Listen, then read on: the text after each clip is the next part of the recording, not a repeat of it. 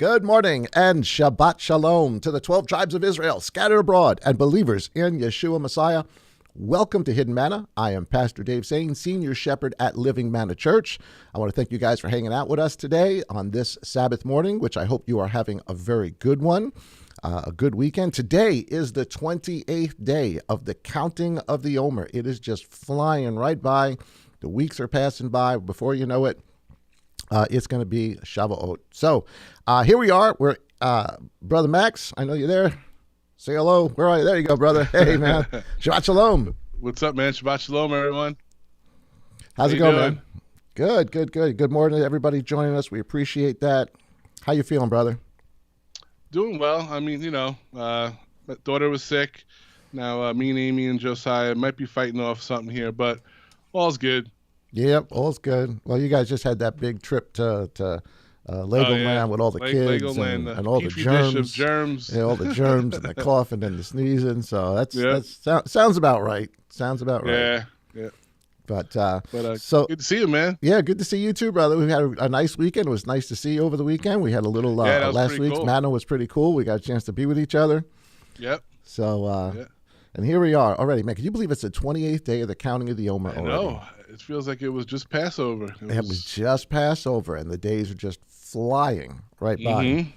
So I think that happens after you hit 40, right? Every day. Remember that old saying, right? It used to be after 30, and then you always try to add another decade as you get older. Yeah, and the days just keep going by faster and faster and faster and faster. Yep. Well, hey, that means Messiah is going to be here soon, right? Yeah. Just think of it that way. Yep. Soon enough. All right, so listen, we got a neat conversation for you guys today.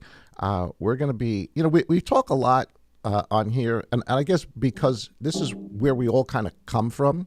We all came from a church background, some sort of modern religious background. And so, a lot of stuff we talk about is like last week's video. We talked about some of the stuff that comes from the modern religious view that's in opposition to actually what Yeshua says and what Moses says.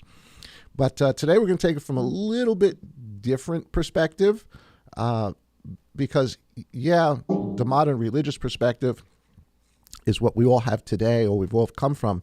But there is also a Jewish perspective to this. If you look at modern Judaism today or what Judaism has become, and we say Judaism, but we mean the Jewish people. Or the religion of Judaism.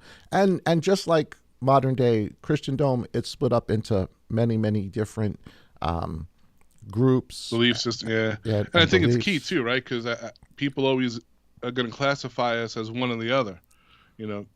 Christian, Torah observant Christians or Jews. That's they classify us in the world today, right? Yeah. They don't understand. Yeah. Yeah, so you're right. You get there's those two groups that I guess we get associated with. But the reality is it is from those two groups predominantly. I mean, obviously there's people that come from other religions and et cetera. But especially here in the Western world, it's normally one of those two groups that we've come out of. And most of us, again, probably from the more Christian-based Christendom world. But both of them have a similar origin.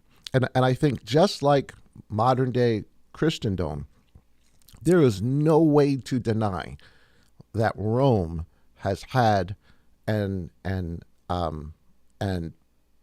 powerful effect, and not for good, but a powerful effect on every other name and group there is today or ever was over the last, 2,000 years, 1,800 years. They have made an indelible mark.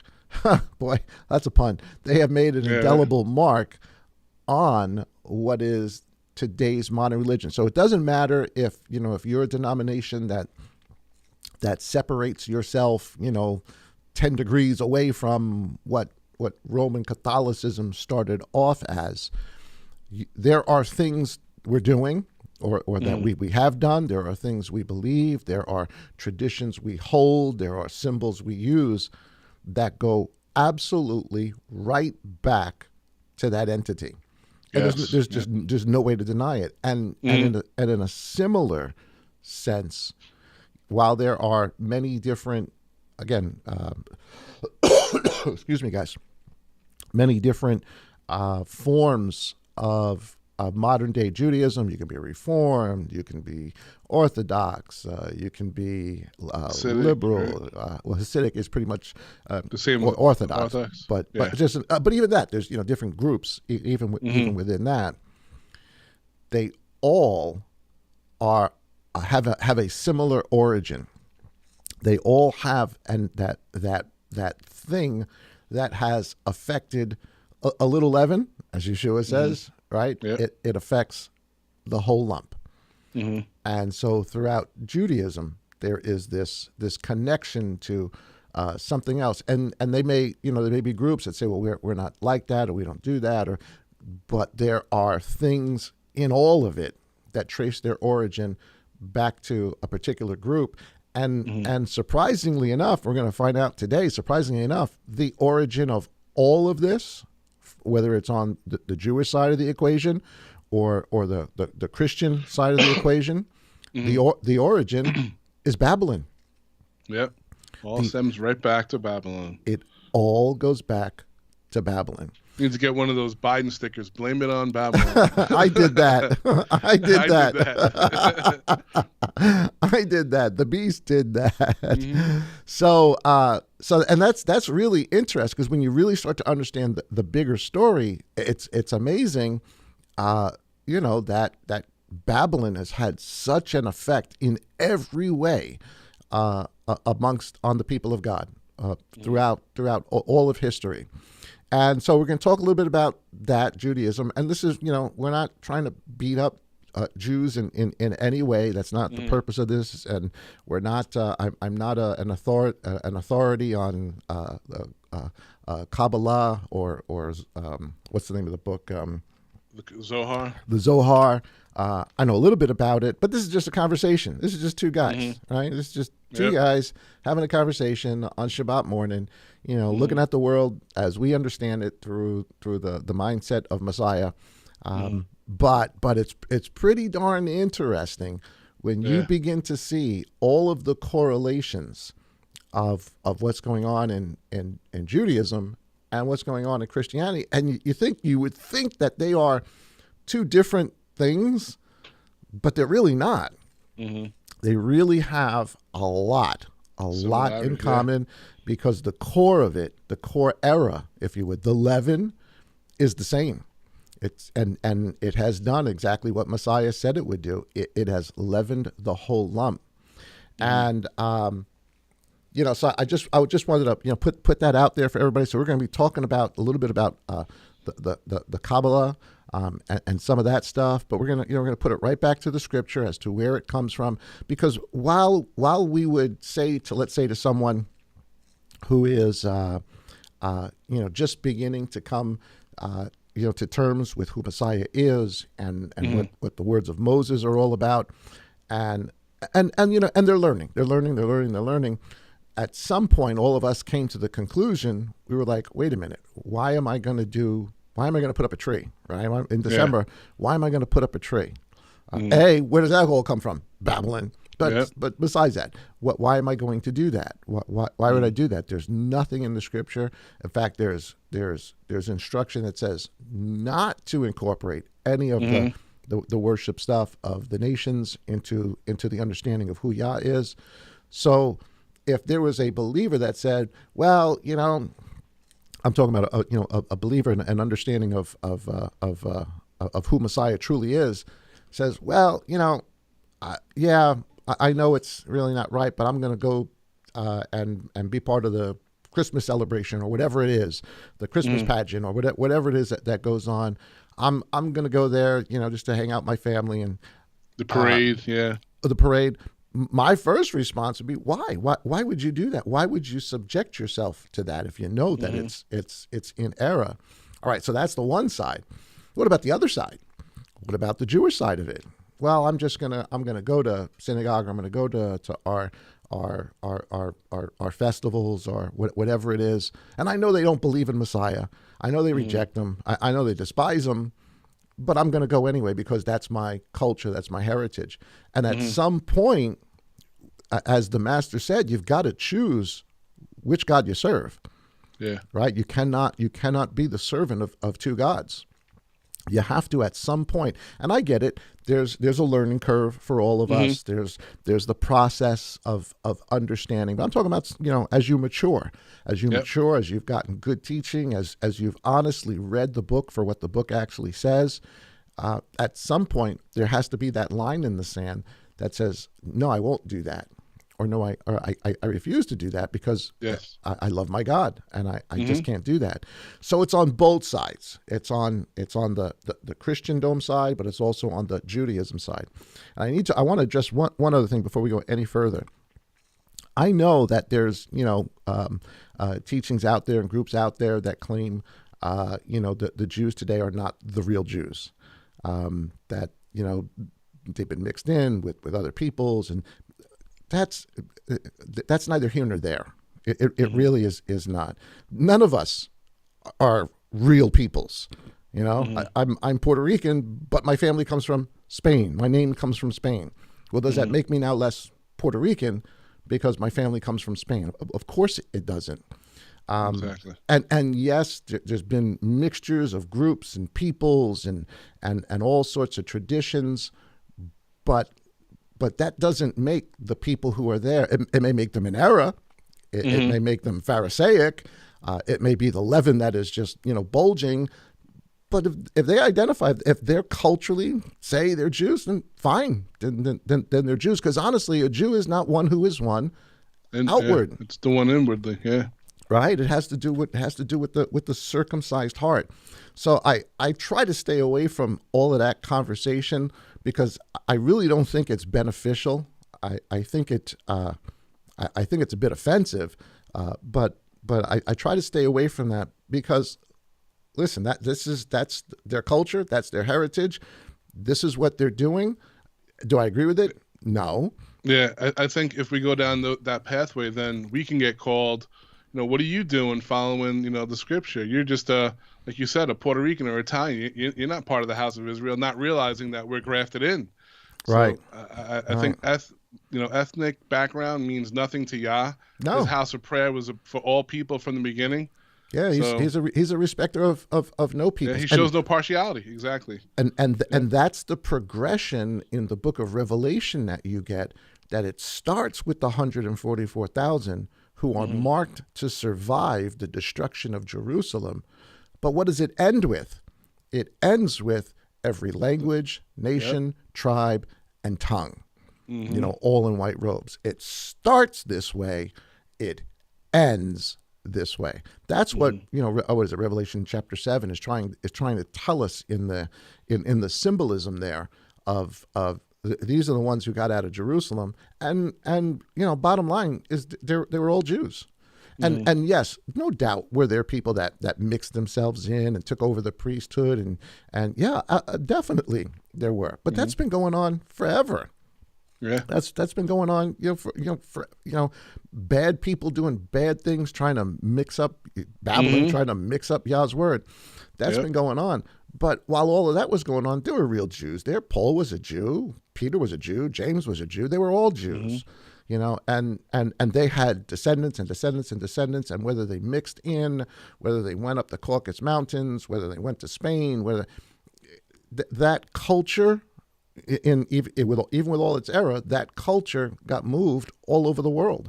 Yeah. And the amazing thing is that it all of it, wherever it appeared in Europe, whether it appeared in the Middle East, whether it appeared in Spain, which is part of Europe, no matter where it went, it was all affected. And maybe a better word to say, it's all been infected by Kabbalism, by the Zohar.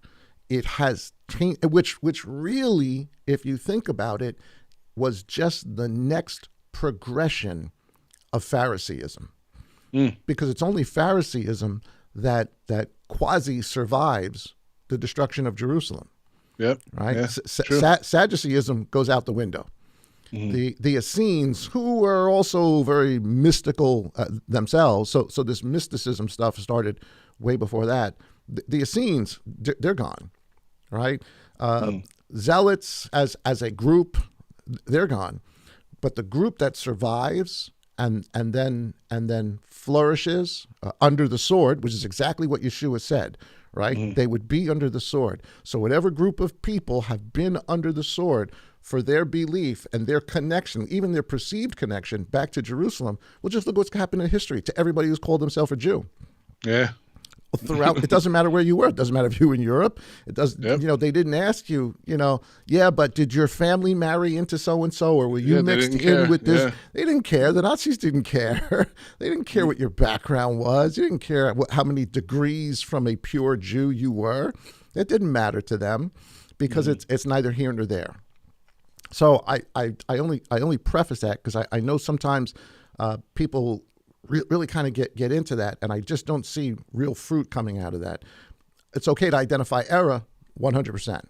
Okay to identify error, but Yah told us there's going to be a people that come out of Judah, that the sword is going to be against them all the way until the times of the Gentiles are over. And if you look at history as from an empirical perspective, from a purely historical perspective, the sword has been against this group of people for 2,000 years. Yeah. Doesn't matter where they went. Doesn't matter what continent they were on. They were oppressed. They were hated. They were despised. And the sword has been against them. And still today, even though, and there's many Jews that have come back. And yeah, there's, Jews that are just, billionaires that have nothing to do with anything. But who know? I mean, I can't say that they're not Jews, regardless of what they're doing or not doing. But here they are. They're in the land, and people saying, "Well, those aren't real Jews." Well, I mean, come on. Of course they are. But that doesn't mean that they are the people of Yah. Yeah, exactly. That doesn't the difference. That doesn't mean they understand. And then the world today, or the religious world, for a long time just hated them, wanted nothing to do with them, and now more recently, in the last, I don't know, maybe 75, 100 years, that doctrine has kind of changed and evolved, and now prophetically, all the teachers, everybody out there is saying, well, now the whole world is dependent. They're sort of the thermometer of what's going on prophetically in the world, yeah. And I don't know about that, but anyway, I just wanted to get that out as a preface for everybody, so everybody can get a chance. It's just to know where we're coming from. I don't want to go down those arguments or those divisions amongst us. I'm just going to take them for face value. This is who they say they are. That's the culture they have. That's who they are. They need to know Yeshua. Period. They need to. I don't care who's real or not. One way to the matter. Father, right? They need to know Yeshua. Christian, otherwise, it doesn't matter. You need to honestly walk in Yeshua. You need to understand truly who he is. So with that, we got a short video for you guys. This is an older video. This is, his name is, and I've talked about him before, Menachem Schneerson, Rebbe, Menachem Schneerson. He's been, I think, passed away like 30 years ago or something like that. So it's an older video. But I want you to see what they're doing in the video, because it really is intriguing. And as I saw this video, I thought to myself, as I'm watching this, I'm thinking, how is this any different from people going to Oral Roberts and saying, Oral Roberts prayed for me, and I got my $1 million, or I got my, my bank loan. Or going to a Benny Hinn, I would say Benny Hill. Benny Hill, somebody totally different. Different show. Don't go to the Benny Hill crusade. The Benny Hinn crusade. Anyone under the age of 30 doesn't know what you're talking about. But you guys who do know who Benny Hill is, you're laughing. You're laughing. You got to be laughing. Don't go to the Benny Hill crusade. And don't go to the Benny Hinn one either. Yeah. But I don't know which one's worse. Probably the Hinn. The Hinn. But how different is that? From people saying, "Yeah, I went to the Benny Hinn," or whoever. Put any big name, any name you want to, put in there. And people saying, "Well, yeah, this is my testimony. I got healed." And I received a blessing, and my business prospered, and a I got a wife, I got a husband, and we go on down these lines. Or how many times do you see churches that'll have a person come in and call them oh, this guy's a healer. Yeah. This guy's a this, right? This Yeah. guy's a that, and they put these names on them and uplift that man, And I'm not saying this stuff doesn't happen, because when you watch this video, obviously stuff happened. But you watch this video and you say, but wait a minute, they are in 100% opposition to the God of Mount Sinai, revealed in flesh, died and rose for all of humanity. So where's this stuff coming from? Yeah, who's blessing it? Yeah, right. On both sides. Yeah, exactly. So I'll show this video. This is an older video. This is it's about a 2-3 minute video. So we're going to watch through the whole thing, and let me just do something right here. Pop this up. And so, guys, listen to this. We'll come back on afterward, and we'll comment on it. But listen to this. You guys can find this on YouTube. It's on there. It's called Miracles Today: Belief and Trust in the Blessings of the Tzaddik, the Righteous One. That's what the Tzaddik means there. So, so here we go.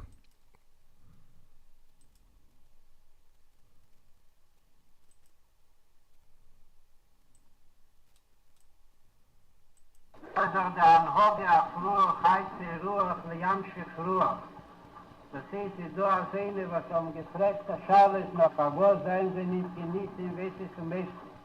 Mit der Terzav drauf ist, als Ruch, Ruch, wie Amschef Ruch, nach der die, was will, und glauben, dass sie dort darin beim Zies, und willen, dass eine Seele Dame ist, hat man das gesehen in der Maltmer-Rebbe-Zeiten, als in den Nissim, für Jachrov, bis in die Zeiten von dem Rebbe, nicht mal von dem Schwert. I came to say thank you. My husband came here July the 1st. I was in the hospital with stroke. And you gave him hope, and you taught him to pray. He prays every day, gets on the toilet every day except Shabbos. I came to say thank you. I'm here. Thank you very, very much. You'll be using the helps in that. Thank you very much. Appreciate it. Well, I want to thank you for helping me with the success in my business. It turned around and it's going much better. Thank you very much. Very much bless you. You will go even better and have good news. Thank you.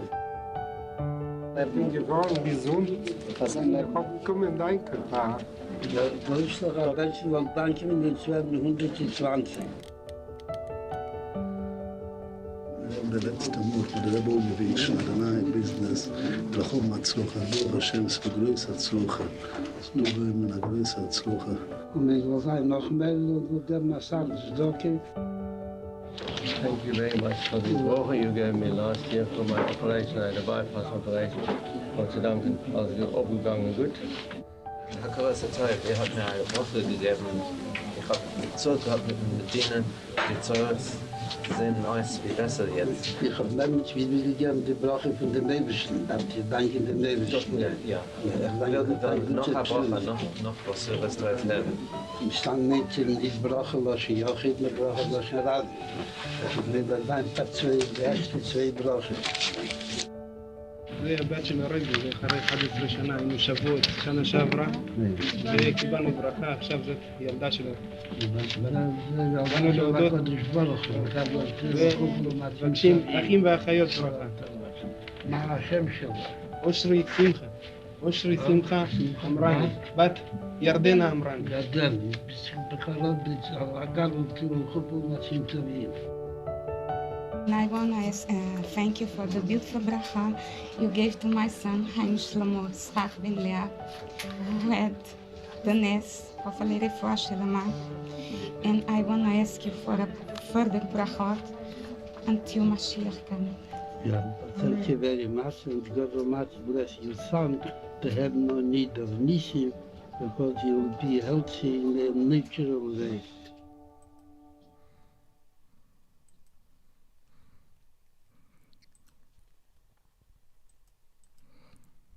All right. Okay, I'm sorry. I had you. I didn't realize I had you on the corner of the screen there. Sorry, I was for a second. on the YouTube screen. I had you there. All right, Oh, so no that's a short video, and again, it's an older video. That's Rebbe Schneerson. He was hailed as the Mashiach. There came a point where they actually hailed him as the Mashiach. And you see the people, they're coming in line, and they're thanking him for the different answers to prayer, the different blessings, and then of course the whole deal with the dollar. I'm sure that's some sort of a tradition where each blessing is there's actually, you know what it is? It's a point of contact, right? Mm-hmm. Yeah. These to me sound like word of faith things. The whole you need a point of contact. That thank you for whatever the blessing is, whatever the miracle is, that whatever preacher, teacher, whatever it is. How is that any different than what we've experienced before? Yeah. To me, it's not. And actually, what they're doing is they're thanking him. Mm-hmm. Oh yeah, they're coming to him, and a couple of them he tried to revert back to Yah, but he was no. Those people were thanking him for those particular things, and I just laughed because, like I said, it was $1. You would think it would be $100 bill or something. Well, $1 back then was probably worth about $15 now, and then again under the inflation, maybe even $20. It's even more. So he might have been handing out. Tank of gas, probably. He might have been handing out 20. If you got 10 blessings, and you walked out there pretty good. Yeah, right. So I'm not trying to make fun of it. I'm looking at it and I'm saying, wow. That's not unlike what I've seen, what I've heard, what we've experienced, and we got to ask ourselves: Is that Yah doing all of that? Could it be? Is it, or is it not? Is it Yah doing it in the Hin crusades or whatever they're called, and anybody else? Because I guarantee you we can put on a New Age video. Oh yeah, and have people thanking their guru or whatever it was for the same stuff. For the same stuff. And it to me it goes all the way back to you've got to be careful about the additions to the word. You got to go back to what it says. To what Moses said, to what Yeshua says, how Yeshua defines Moses, and this Rabbi Schneerson, he's part of the Kabbalah, and the origin of it. When you go back, you do a little bit of research on this. It's mysticism, and it's mysticism that starts before Yeshua gets there. The mysticism starts all the way back in Babylon. It starts even with Solomon. You could say the idea of amulets, the idea of point of contact, something to hold on to, the idea of wearing something on a chain around your neck that is a symbol of whatever belief system, Bel or whatever god there was in Babylon, whatever the system is. All of those type of things. Numerology was a big Babylonian thing that crept into Judah, as Judah is in Babylon for those 70 years, and even before that was already creeping in. And when they come out of Babylon, that's when we get Pharisees. By the time the Greeks come along, Pharisees, that whole group, were not even a group until about that time. And so Messiah comes. This group is already established. They've already added so much to Yah's word. The whole idea of the oral Torah, that there's and if you look at a lot of the concept, at least, is that the Zohar is stuff that Moses said from Mount Sinai, but was passed down in an oral way and then not written down until the Zohar, which is the book of the Kabbalist. And you say, well, people say, well, I'm Jewish, but I'm not Kabbalist. They're all affected by it across the board. It mixed into all Judaism. Yeah, it is part of all of Judaism, because it became the core of Judaism in exile. It grew and grew and grew. That simple, not to cut you off, sorry, but that movement, when you see the rabbis at the Wailing Wall in Israel, and they're rocking back and forth like this, right, as they're that's all from the Zohar. Right. all those things. So let's explain a little bit about where this comes from, or at least what is claimed to be the origin of this concept, this idea. Here is Ezekiel chapter 8 and verse 2. And let me just highlight it for everybody so you guys can see it. There we go. So this this Ezekiel 8 is the word, or is used as the word Zohar. It says, and I looked and I saw a likeness. And this is Ezekiel, of course. He's in exile. Where? Babylon, right?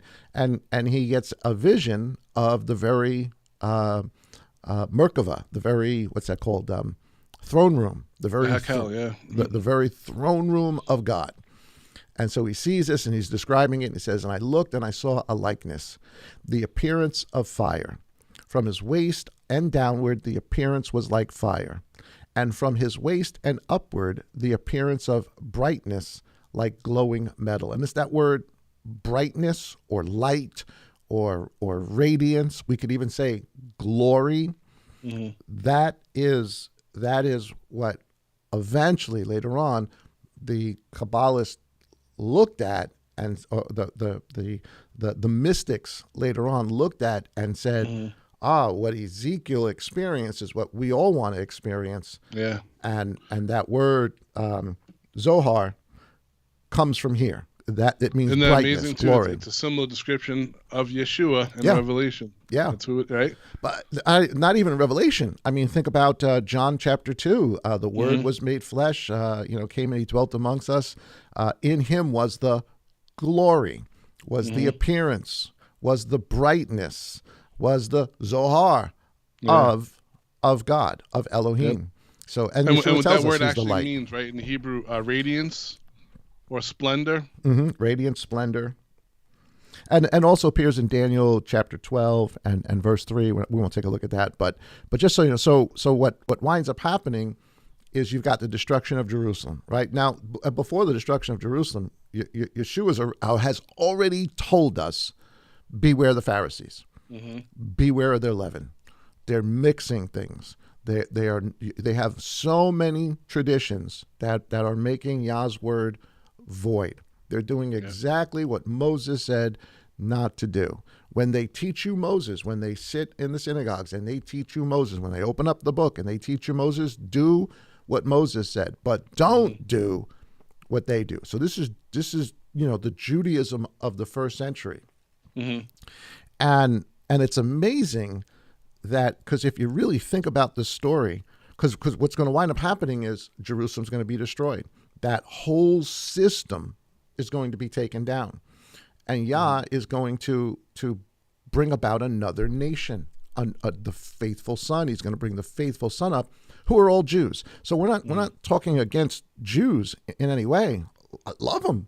Our whole faith is a Jewish faith. That's what Yeshua said. Salvation is of the Jews.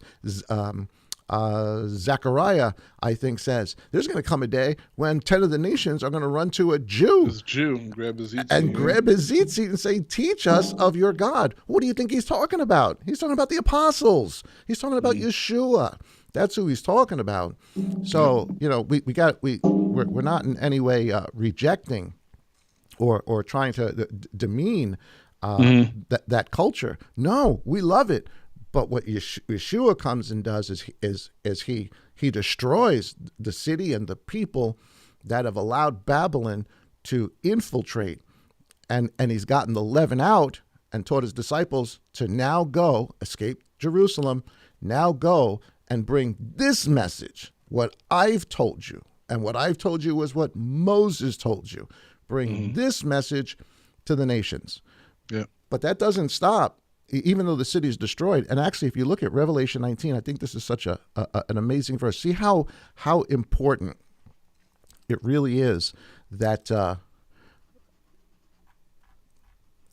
destruction of Mystery Babylon has to occur. Here's Revelation chapter 19.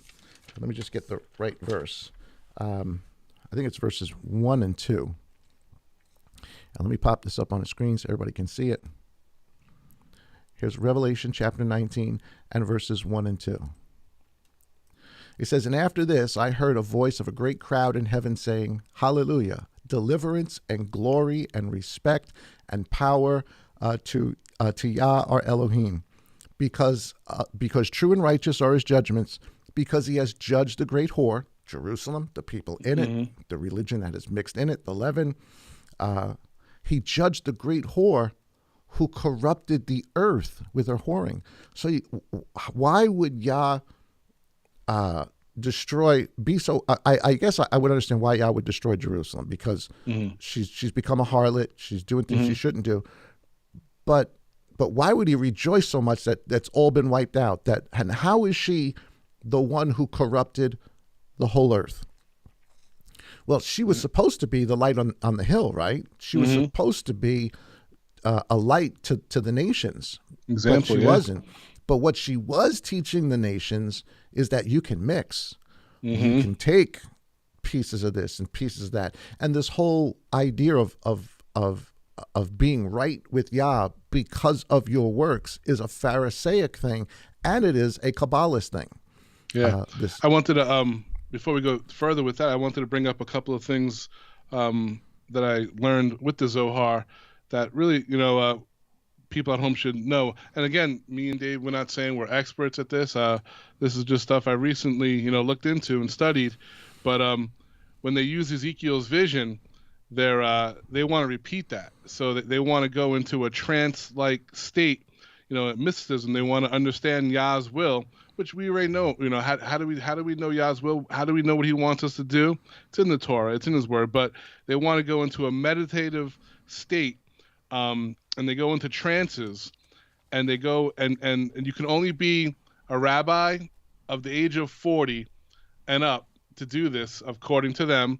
And what they do is they get into a vision state where they have to pass the gates that lead to heaven, to Yah's throne. And each gate is blocked by a menacing angel.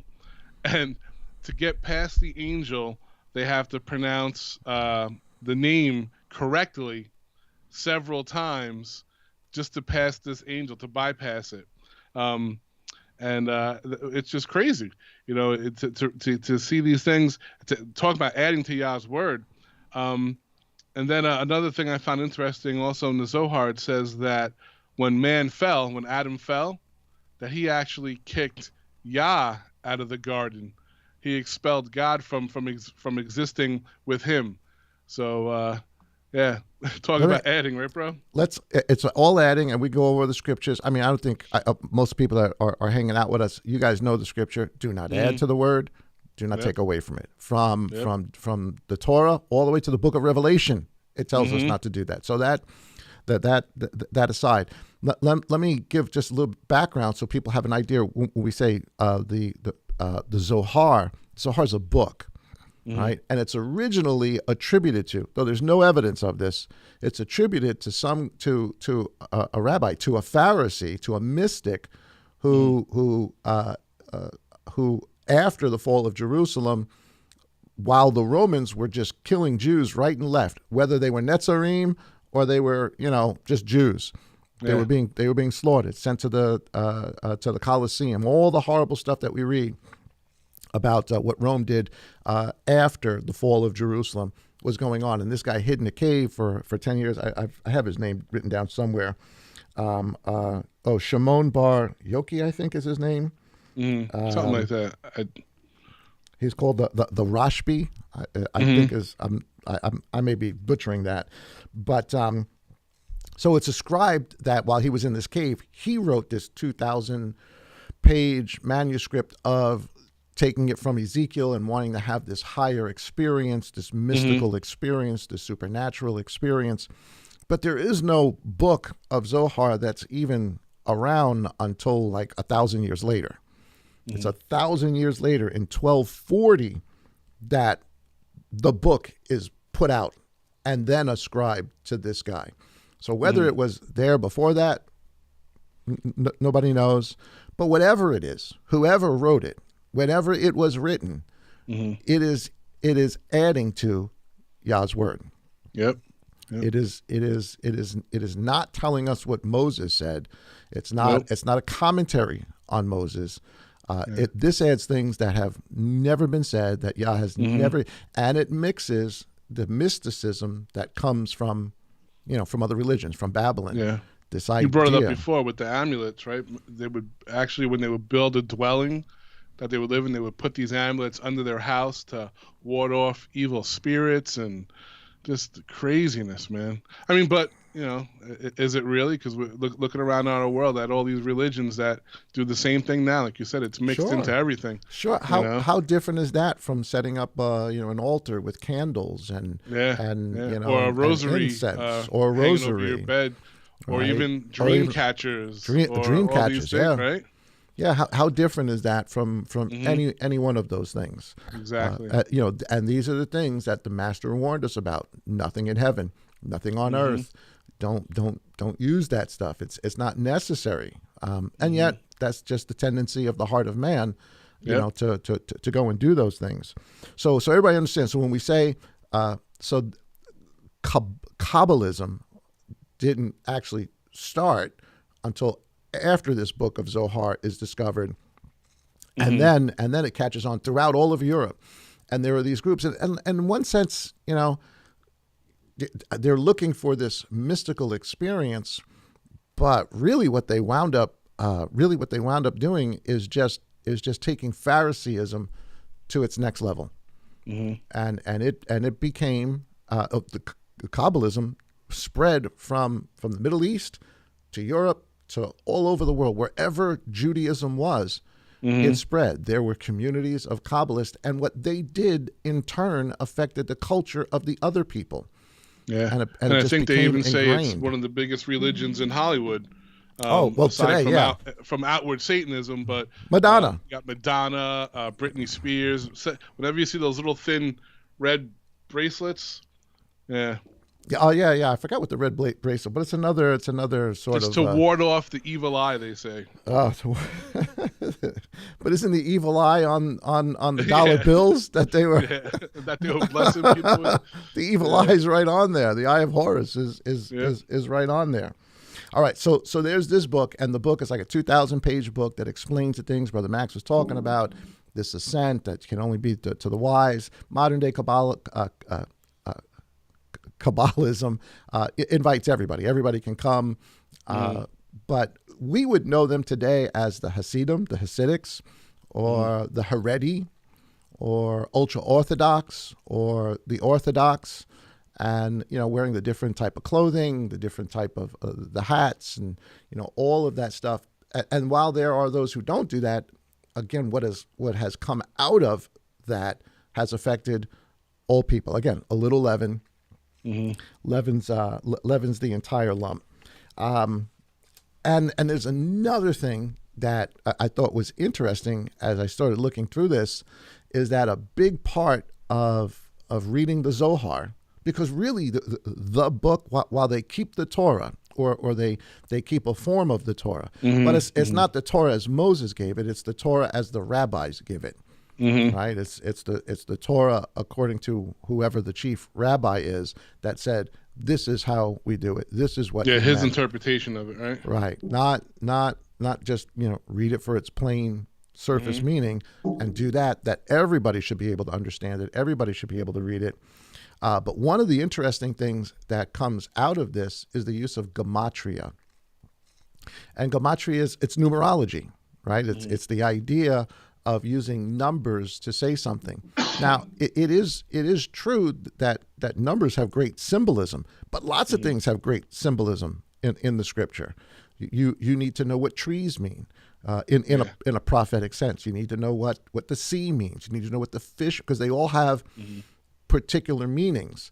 The beast. But numerology is to find a hidden meaning. Not something that's already been shown. And I guess it's hidden to us because if we didn't read it, you don't know it. You got to find out what it is. But this is talking about some mystical meaning, some mystical idea. And again, it's not to say that God doesn't use numbers, because numbers are really important. You hear the number 40. It's almost like a good analogy of the stars. Yah uses the stars for signs and time, but doesn't mean that we should be doing astrology and all those things, looking at your horoscope every day and all that garbage. Yeah. Yeah. Good point. Good point. So while Yah does use symbols, does Yah actually use gematria? Because gematria is really part of the whole mysticism thing. And a case in point would be Revelation, right? The name of the beast, or the number of the beast, 666. And everybody tries to use gematria. That is kind of like the A equals 1, B equals 2. And there are multiple languages. The Greeks did it. The Romans did it. That their letters were numbers. So there was, you could write out a sentence and there would be a numerical value also at the end of, or write out a person's name, and there would be a numerical value at the end of the name. And maybe that's that could be what it's referring to. But the whole mysticism part, it's analogy. It's a way of saying something without saying something. But you got to know what 6 means beforehand. In the scripture, just like the number 40, 40 in the scripture is, every time I think of 40, I'm thinking of the 40 years wandering. Yeah. Right? Yeshua in the desert, 40 years. Well, he's identifying with the wandering. And so I'm not saying that numbers aren't important. They are important, but numerology is a totally different ballgame. Trying to find out some secrets in the Zohar using numerology or gematria to find out things that were not told us before or understood before, some hidden wisdom, to which now... Yeah, that's how they unlock all these, like you said, by finding all these secret numbers, they find more wisdom, and yeah. So the 666 does mean something. We'll go over that another day as to at least my theory on it. But I find that interesting that, and this goes all the way back to Babylon. This goes all the way back to the whole numerical thing. Even Solomon was part of it. The wearing of the amulet, Solomon was part of that. This stuff has been infecting the people of Yah for a long, long time. And so I think that one of the reasons why Yah in Revelation 19 is so, or the people are rejoicing, heaven's rejoicing that the woman has been destroyed, that the harlot has been destroyed, is because she was supposed to be the voice of who Yah was to the world. She was supposed to be salt and light, but she became an unfaithful servant. And what she was presenting about our God was not true. It was not the God of Abraham, Isaac, and Jacob. And Yeshua outrightly says it. You're of your father, the devil. You're going to do what your father does. And these are the people who were in charge of everything. So he destroys Jerusalem and then rejoices over it because the harlot of Babylon is gone. But that's not the end of the story, because in Revelation 13, it tells us the beast, who is Babylon itself, the head of it is gold, is Nebuchadnezzar, the statue is Babylon, that it receives a deadly wound. That whole religious system of all the different gods, it dies at some point. But at the time of the Netzarim, the 144,000 going out, at the time of the destruction of Jerusalem, something else begins. A new beast comes on the scene, just like similar to the one that came before it. And this beast starts a religion, and it builds an idol to the first beast. Well, what was the first beast? Babylon. So a new religion is going to be coming on the world, and it tells us the whole world will be deceived by it. The whole world will bow down to it. And this new religion is built in the image of Babylon. Well, look at Rome. Look at modern early Christianity. Yeah. Even today, just look at the way they dress. Look at the ceremonies. Look at all the symbolisms. They are all Babylonian. Yeah. An image was set up so while Yah is rejoicing that Jerusalem's witness is gone, Satan doesn't sit lightly. He then creates another Babylonian religion that affects the entire world and is the opposite side of what Jerusalem was doing. So Yah stopped it through Jerusalem.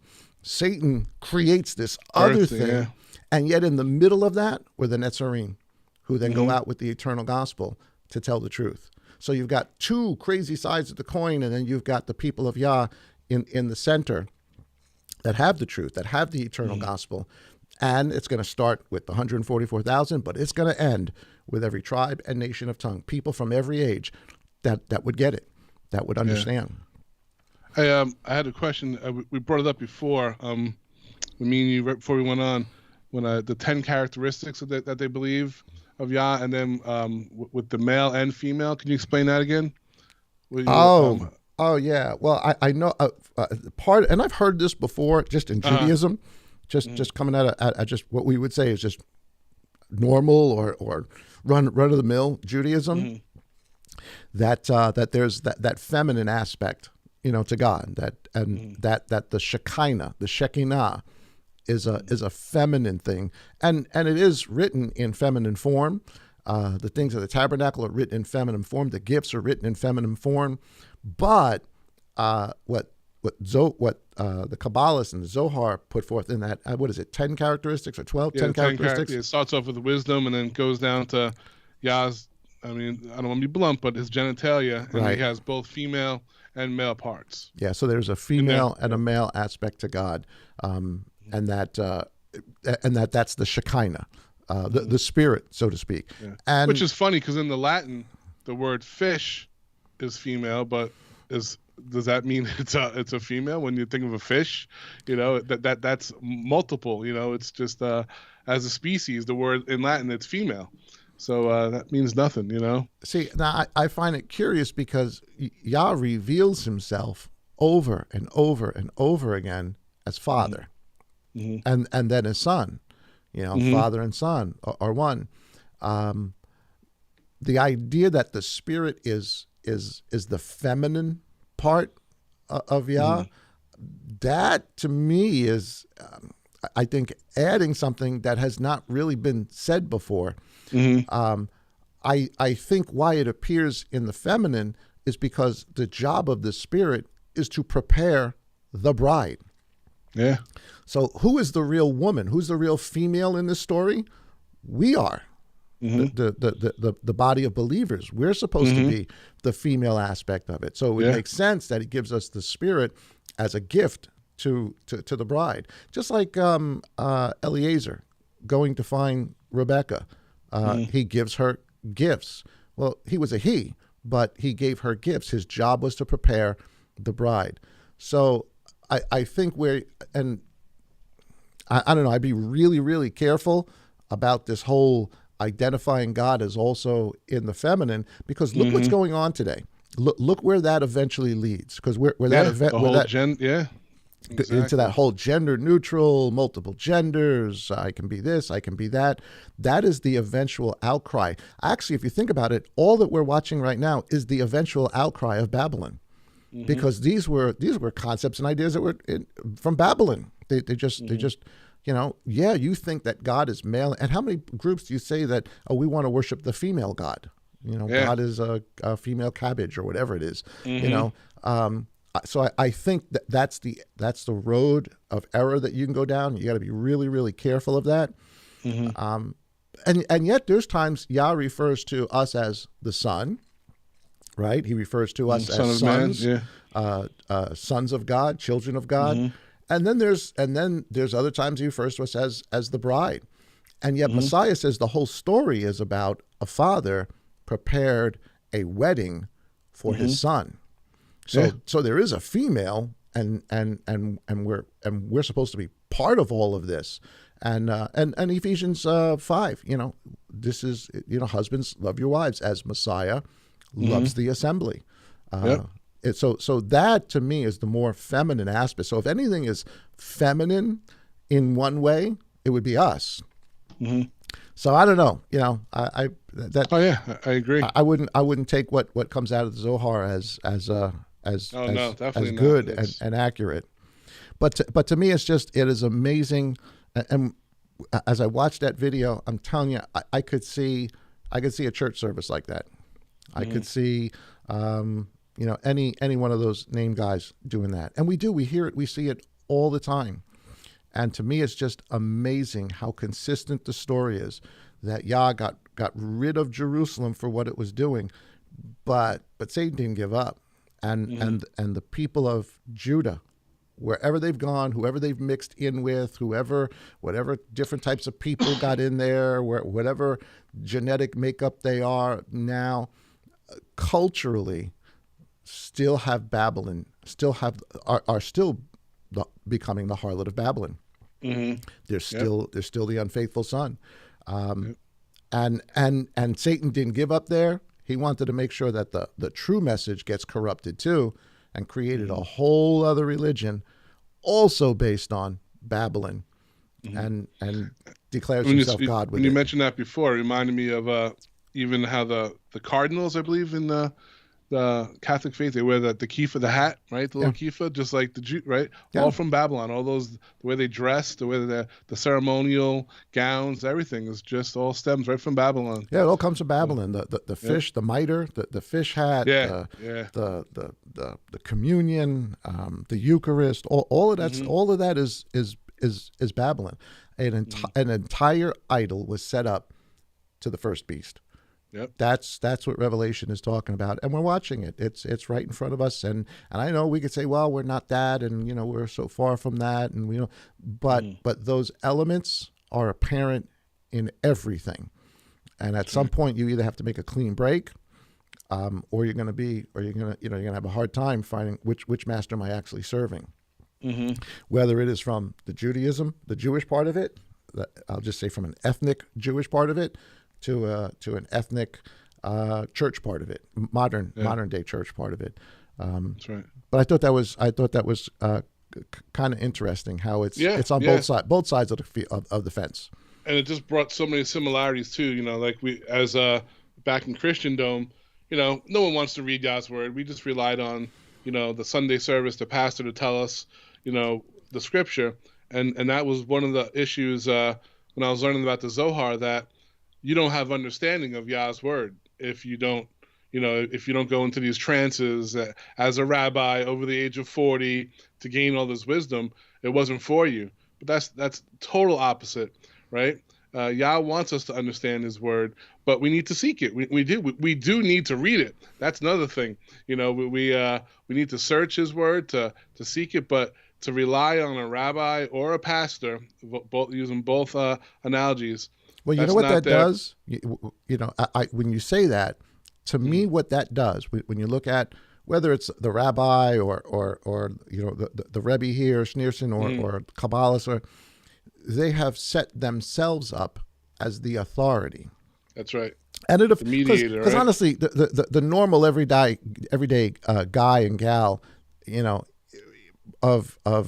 Judaism and or in Christianity, they're just people trying to get by, some trying to learn, some not, some just part of the group, some not, some religious instruction, some not, but it's this other priesthood, because that's really what they become, another priesthood. And the problem with that is the book of Hebrews and even Yeshua's own words tell us that was supposed to come down. That priesthood is at least for right now done. Yep. But then you have the same exact thing that occurs on the Christian side of the coin, because what does Rome do? It sets up a new priesthood, a new hierarchy, that they're in charge of it. And just like the priesthood on the opposite side of the coin, it all stems from Babylon, or it has at least great Babylonian influence mixed in with pieces and parts of truth, because that's there's pieces and parts of truth you can find in the Zohar in the Kabbalist. There's things I can identify. Say, okay, I understand that. Oh no, that's now we're going. So there's those pieces there, and what did the both of them do? They both established a leadership, a priesthood, and we're all called to be priests, but nowhere does it say that we're supposed to set up some organizational structure to which we receive, those who are in the know receive some special accolades and are somehow in charge of over other groups of people. And that's, I think that's just a man-made thing. I think that's what we like to do. Yep. We need good teachers, but yeah. Yeah, I think that's why Yeshua says, no man's your rabbi. No Yeah. man's your teacher.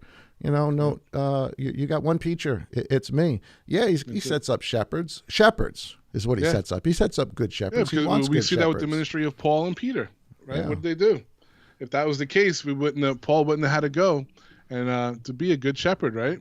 To teach. But a good shepherd doesn't lord over its people and doesn't create a brand new priesthood based on Levitical priesthood, because that's what Rome did. And what they've done is they set up a leadership based on Phariseeism, both with the same origin, Babylon. All right. Yeah. Well, very interesting, and I don't even think we even touched the surface we didn't of their belief system and all that. It can go, and it's very dark too. It gets even darker than what we brought up, but so does Christianity at the same way. So, but we're not trying to beat up any one group of people. No, nope. We definitely are not, man. Because I want those people of a Jewish background. I want them to know Messiah. I want them to look at us and see us and say, well, there's something familiar about that, and want to understand who the Mashiach truly is. You have to wait for the another Mashiach to come. Yeah, that broke my heart. You hearing that lady say that? Right? Did you hear that? Yep. But also for all people that are of every tribe, nation, and tongue, I want them to come. I want them to understand. I want them to see the deeper things and begin to walk. So this is, we're not trying to make fun of anybody. Some of it's funny. We joke around, we talk. This is just a conversation. We're just two guys. We're just two guys. I mean nothing. I have no influence over anybody. I'm just little old Dave, and you're Big Max. Big Max. Yep. That's it. I love you, brother. Let me get the last word. Nothing. Just pray for one another. I know a lot of people are going through some sicknesses again. And I encourage everyone that hasn't checked out our Telegram to check it out. What is it? The Manna Eaters? Manna Eaters, yeah, lots of fun. Lots of really good meals on there last night. Oh, my goodness, yeah. We had a good one. We had some lamb with some tzatziki with horseradish, and then avocado and grilled onions on the barbecue. It was really good. Got some good cooks out there. Yeah, everyone. Who did you had one on there? I had one. I think Pastor G had one on there. Yeah, some good stuff. A lot of people. Good stuff. Keep sending there's some prayer requests on there as well. Yep. If you got a prayer request, Telegram's a great place to go for it. You want to pray for somebody, right there on Telegram. Good deal. But that's it. Other than that, stay in Yah's word. All right, brother. Love you, man. Love you too, man. Shabbat shalom, everybody. Shabbat shalom, man. Enjoy your Sabbath. Thank you. You too. Okay, guys, I hope that you enjoyed that. Just a conversation. Again, we don't claim to be experts especially in any of this stuff, but I just thought it was kind of interesting to note the comparisons there. The more things change, I guess the more they stay the same. So don't forget to join us tomorrow morning for our weekend evangelism message. Got a great message you're going to really, really enjoy. Please check it out. And of course, our every morning for Morning Manna. And again, Wednesday night Bible study, which we're also covering some really interesting stuff. So we got lots of great stuff going on. So please join us.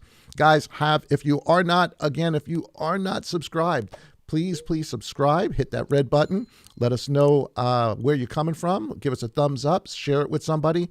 And guys, have a great Sabbath. God bless and Shabbat Shalom.